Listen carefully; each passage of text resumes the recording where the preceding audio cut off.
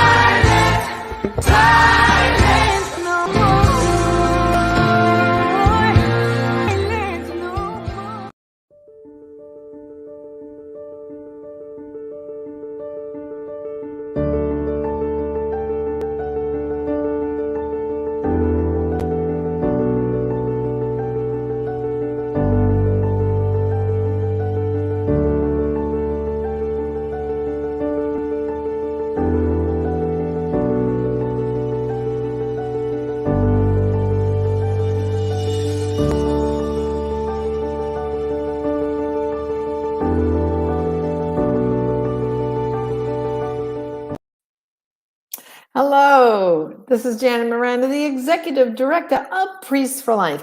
Welcome to Just Ask Janet. I want to remind you that during this program, we want to also answer your questions. So if you have a question, let us know. We'd love to answer it. Well, joining me today is a very, very dear friend of mine and Father Pavone's and our ministry. Our two ministries, we've been working together for decades in trying to bring an end to abortion. His name is Alan Parker. He's the president and co-founder of the Justice Foundation. He's also a brilliant lawyer. He probably could be making a lot more money out in the secular field as a brilliant lawyer, but he chose to put his lawyer brain to bringing an end to abortion. So, Alan, welcome to the program. Thank you, Janet, and thank you for having me with you today. It's a great honor, and it's been a joy to work with you and Father Pavone for about 21 years now. That's right. That's right. Well, Alan, let's let our people know, because they may not be familiar with the Justice Foundation and a little bit of its history. Why don't you take us back, because you had two very, very important clients. Tell our people about those clients.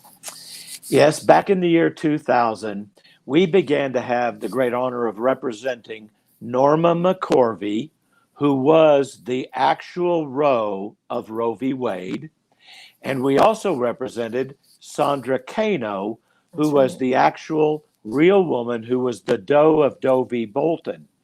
And Roe v. Wade and Doe v. Bolton were the two cases that got joined together at the Supreme Court as companion cases. And together, unfortunately, they were part of the greatest tragedy in American history and in the world today, the tragedy of injustice of abortion being legalized in the United States. But at that time, both women had come to the conclusion, we were wrong. We want to do everything we can to clear our name, and we want to be pro-life. And actually, Sandra really never wanted abortion. Norma did. She changed her mind. Sandra was fraudulently used by her lawyers and her mother. So they wanted the truth to get out. And we were blessed to represent them, to file a motion that began at the trial courts and ended up asking the Supreme Court to reverse their own cases on behalf of those two women. That's right.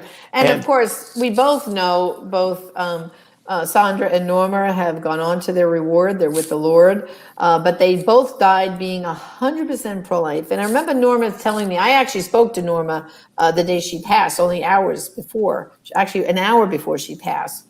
And she said to me, Janet, please keep fighting, keep defending, keep helping to overturn that terrible decision that my name was attached to, because I just want to see that overturned. She actually felt the guilt, I remember this, of the death of all those children.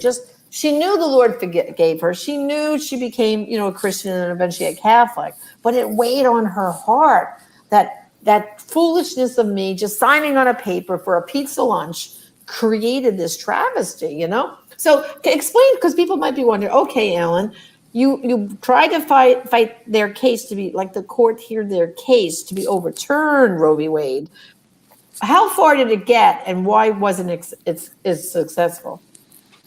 Well, we filed what are called Rule 60 motions, where a party can ask that their own judgment be set aside. And we did file that with the Supreme Court, and several courts have already used it in opinions asking the Supreme Court to reverse Roe v. Wade. But at that time, the court said, we don't want to take your case. They did not rule against us on the merits. They just said, we get 8,000 to 9,000 cases a year. We only take 80 to 90. You have a 1% chance of being accepted. And they said, this court does not want to hear you right now. Now, Right. I believe Roe v. Wade and Doe v. Bolton will be reversed. And when that happens, the court will put either in the opinion or a footnote, by the way, the two women whose cases we're reversing today actually filed motions with this court asking us to correct the injustice of their own decisions. Right. And you're so right. Every year, Yeah. Norma felt terribly guilty that another million children had been killed. Even That's though right. she knew she'd been forgiven, she felt responsible. Exactly. And of course, just so people understand how the Supreme Court works, you just explained that they only take a fraction of the cases that are submitted to them. And that the term is called granting, they did not grant certiorari, right? Isn't that the fancy legal term? That is correct. I'm going to give you an honorary law degree. You're doing great. Certiorari. You know, Yes, it is. but there is something people can do. I know, Ellen, you referred to abortion, which I think is brilliant, is a crime against humanity. Because when you think about it, you know, very often here in the United States, we use that this is the American Holocaust, which is referring to the Nazi Holocaust, which was a terrible travesty. But this is kind of similar in the, actually even more, millions and millions and millions of children, over 60 million children that we can even count, have been killed by the American Holocaust. So it is a crime against humanity when we're killing our own children. What made you come to that, recognize that phrase? Because I think it's brilliant. Well, thank you. I believe I give the credit to the Lord for that. I think it's an inspired idea, but it's not my inspiration. When it came to me, it took me actually about a year to get used to using that term because it elevates the whole issue. Right now, I'm the lawyer for the moraloutcry.com. And any person can sign the moral outcry, and we will put their name in friend of the court briefs in every abortion-related case that comes to the court over the next couple of years or until Roe v. Wade is reversed. I'm praying and hoping it's soon. But we call it, here's why, under the law of precedent, severe criticism of a court decision by the people is a reason to reverse it. So we call abortion a crime against humanity because that's true, and it is severe criticism. So every signature under the law of judicial precedent, every signature is itself severe criticism, and thus it's a reason to reverse Roe v. Wade. And that's what's new about this argument. You always need to be making new arguments and encouraging the court to do the right thing. And when we went to the court in 2005 with Norma, the court just wasn't ready. So the moral outcry is to help get the court ready. And it makes two major new arguments. Number one is abortion is a crime against humanity. That's when the government withdraws legal protection from a class of human beings. You mentioned the Holocaust. That's what the Germans did. They said, the Jews aren't people, we're not going to protect them. Now, we don't mention that because that was the Germans that did that. We mentioned two crimes against humanity by the U.S. Supreme Court, where they admit now they did wrong. Number one is the slavery decision of Dred Scott before the Civil War, and it provoked the Civil War. And then the second one was their segregation decision of 1896, where they upheld segregation and said separate but equal is okay. So instead of giving African Americans legal rights to equal protection, no, they said separate but equal is okay for you. And it wasn't until 1954 in Brown v. Board of Education that the Supreme Court reversed its own 58-year-old precedent. So Roe's only 48 years old. The court got rid of one of its greatest injustice, segregation, by reversing Plessy in 1954. So we mentioned those two cases. The other thing we mentioned as a reason to overturn it, and you've got the Operation Outcry symbol up behind me, abortion hurts women. And we started working with you in Abortion Silent No More Awareness campaign back in 2000, collecting the testimonies of women. And you and others have helped us put those legally into. We do the legal part. Y'all do a lot of the collection and awareness. So we work together. I'm licensed to practice before the Supreme Court, and you pretty much have to be to file a brief there. So that's how we work together. But the last argument I want to mention is this, because in 1992, 5 judges had written that Roe v. Wade was wrongly decided. Our side thought we were going to get a reversal of Roe v. Wade. But a case got there called Planned Parenthood v. Casey. Versus Casey, yeah. And the court said, well, it may have been wrongly decided, but women have come to rely upon it. So we're going to reduce it from a fundamental right to a mid-level right. We're going to allow the states to have some informed consent and waiting periods and reasonable regulations, but women still get to have abortion because they come to rely upon it. Today, no woman has to rely on abortion to get the freedom of Roe v. Wade without its human cost. What do I mean by that? If Roe were, if Arkansas or some other state banned abortion, a heartbeat bill went into effect, and abortion was illegal in her state, no woman would have to care for a child she doesn't want. Under the law in all 50 states, including New York and California, super liberal states, Hawaii. They say, yes, relinquish your baby by giving your baby to us at a fire station or hospital within a certain period of time after birth, and you're free. You can be free. So we're saying, don't kill the baby, don't hurt yourself, because abortion damages women. Right. Give us the baby, and what will happen to those children? They'll be given to the 1 to 2 million women waiting to adopt newborn children in America. That's right. So it eliminates the reliance interest that killed us in 1992. Well, and also, too, I want people to know, those are called safe haven laws.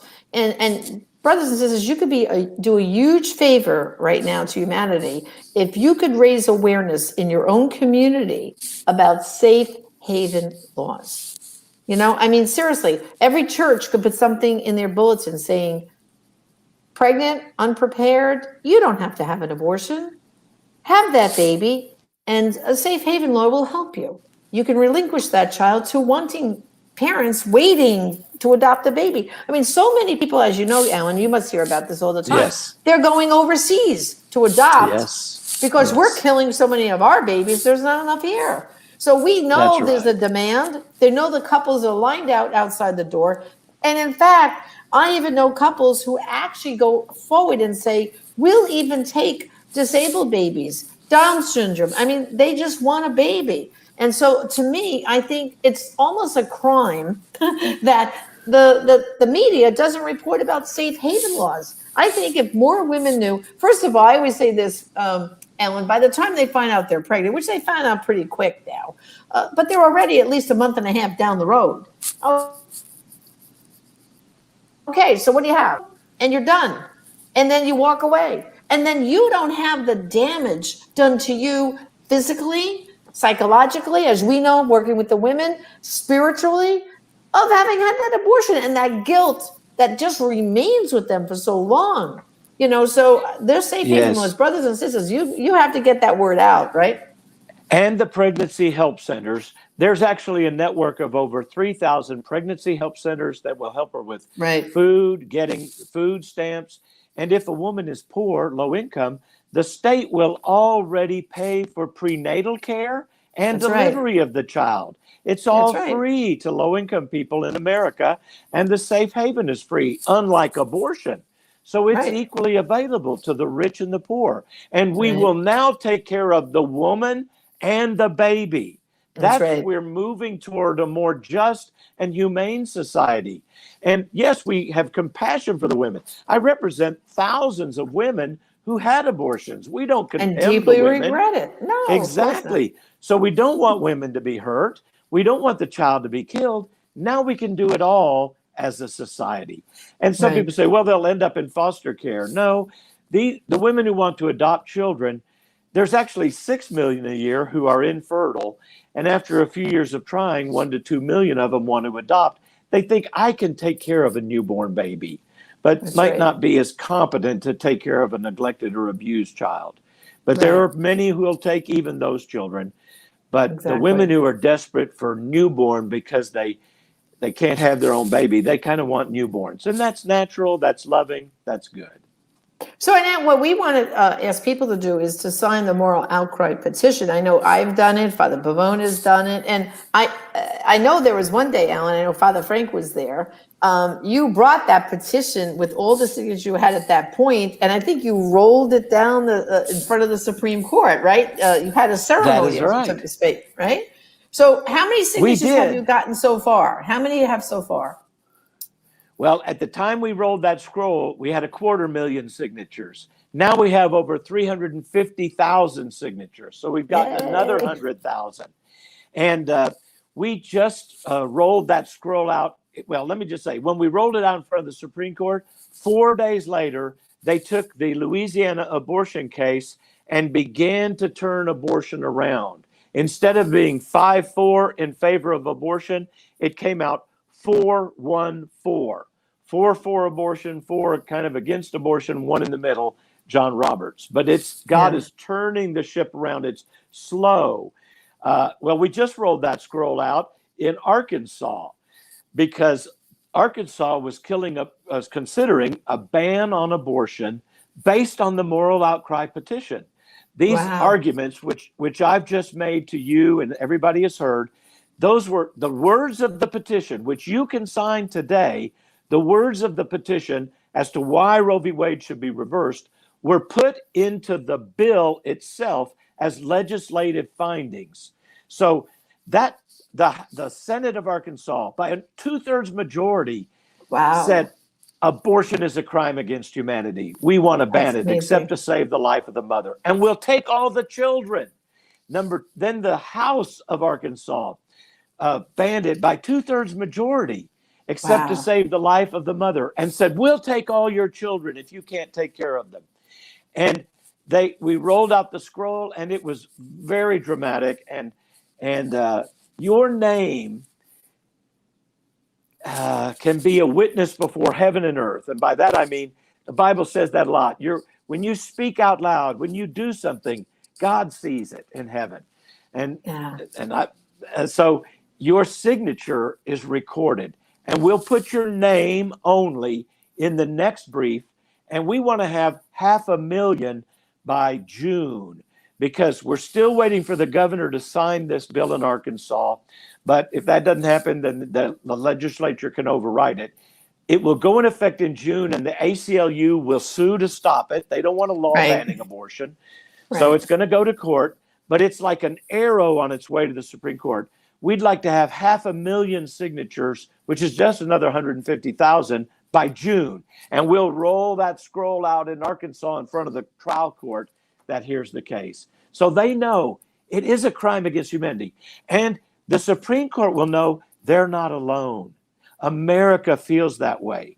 And let me just address that issue, because normally you want judges above public opinion, not swayed by public opinion. But under the law of judicial precedent, the court pays attention to it. And you may remember Senator Collins asked Justice Kavanaugh, if 5 judges thought Roe v. Wade was wrongly decided, is that enough to reverse it? And he said, no, it's not.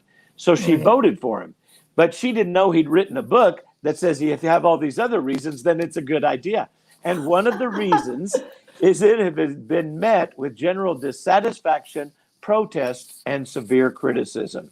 That's right. Or major changes in law and circumstances, like in 92, the states wouldn't take these babies. Now they will. So women don't have to rely on killing their child and hurting themselves. they can say, I'm going to safe haven my baby. That's And right. everybody, if you want, I think it's a great idea to promote safe haven. There's a website called National Safe Haven Alliance, or just Google safe haven laws. It'll come up, and they have a map. Click on your state, and it'll tell you, like Texas, where I'm speaking from right now, you have 60 days to drop it off at a hospital or fire station or EMS provider. So Right. different states have, California is 3 days, for example. But Right. sign the moral outcry petition. And then it's got share features on it when you sign it, and you sign it with your mouse or your finger and give us your literal signature. And then you give us your email, so we'll tell you the next time we file a brief and things like that. But you don't have to pay anything. We're representing Melinda Tebow, the founder, at no charge. We're a nonprofit agency. And just your name, not your contact data or anything, will be in the brief. And the first time we filed it, there were 74,000. Then there were 264,000 the next time. Then 336,000 the last time we filed a brief in the Louisiana case. We're hoping to have 500,000 by June, hopefully 1 million by the end of this year, and maybe somewhere between 3 million and 30 million when the case finally gets to the Supreme Court. Because it does take time for a court to go through the trial court, then the Court of Appeals. Right. And by the way, the Eighth Circuit is very pro-life, where this Arkansas bill will go, and then to the Supreme Court, and then they may sit on it for a while.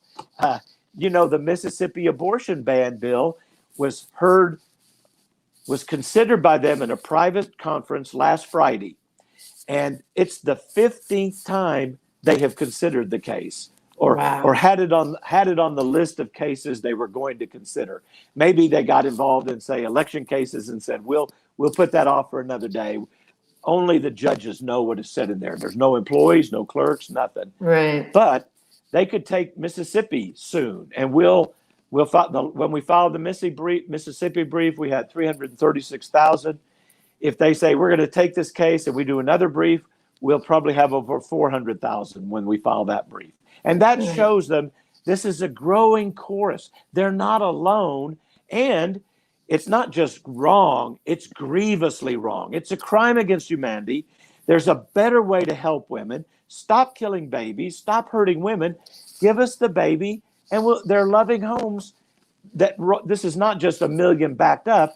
Every year, more women come into the group and more women leave the group. Young women, 25% of American women between 18 and 24 have sexually transmitted diseases. Some of those leave you infertile. Marriage, don't wait for marriage and to have sex. We know that. But also women are delaying pregnancy till they're 30 or 35, and you can be infertile at that age, as well as many in between. So exactly, there's more women than there are children dying. Okay, so we're going to tell everyone, go to themoraloutcry.com. I've signed it. Father Pavone has signed it. So many of the women from Silent No More have signed it. Brothers and sisters, we need you to sign it too. If you're upset about abortion, this is one way to have your voice heard. Go to themoraloutcry.com. And then finally, Alan, your website at the Justice Foundation, if they want to support your work and get more involved in all the projects you do, what's your website? Thank you. And there are a lot of legal resources for them. We have a center against forced abortion that people can get legal tools to stop forced abortion, which is illegal. And so our website is thejusticefoundation.org. You can Google Justice Foundation, but it's thejusticefoundation.org. And if you're a woman who's had an abortion, like many women of Silent No More, have also filled out a legally admissible written affidavit that we provide to the court. In fact, Janet, I would imagine, we had that many women of Silent No More, we gave 4,600 testimonies to the Arkansas legislature as proof that abortion hurts women. That's right. One of the women who had been raped testified why there wasn't a need for a rape exception. So the women's testimonies are powerful. That's part of Operation Outcry, but we could use more women's stories. If the court thinks it's helping women, it's not going to overturn Roe v. Wade. But Right. once we know you're killing a human and you're hurting women, and now women can be free without killing the child and injure themselves, you can have the freedom of Roe v. Wade without its human cost. That's right. That's a movement forward. Well, Alan, thank you for joining us today. It was a great pleasure. And again, brothers and sisters, just go to thejusticefoundation.org to support Alan's work and get more information. And of course, everyone better sign that petition, themoraloutcry.com. Well, Alan, thank you. God bless you. And I'm going to pray that all this works real soon. Okay? Thank you. Thank you. And God bless Okay. you, Father Pavone. God bless you both. Thank you. Well, brothers and sisters, before we go, okay, I want to turn your attention to our online store, prolifeproducts.org. And you can't see what I'm wearing here today, but I have from our youth division, I'm going to show you, it's called a hoodie. I'm going to put my little hood up here. Look at this. And this was designed by our director of youth outreach. I'll see if you can see the back here, Brian Kemper. And it says, social justice, there's that word, Alan, justice begins in the womb. So it's still kind of cold out. And I know you could get a pro-life message out this way by having that phrase on your back as you're walking along or jogging out there. Social justice begins in the womb. So go to I pro-life. want that. We'll have to send you one, Alan. prolifeproducts.org. Okay, brothers and sisters, and order one today. Well, again, thank you for joining me on our program. God bless you all, and let's get active and sign that petition for Alan, and then go to our website and get a pro-life product. God bless.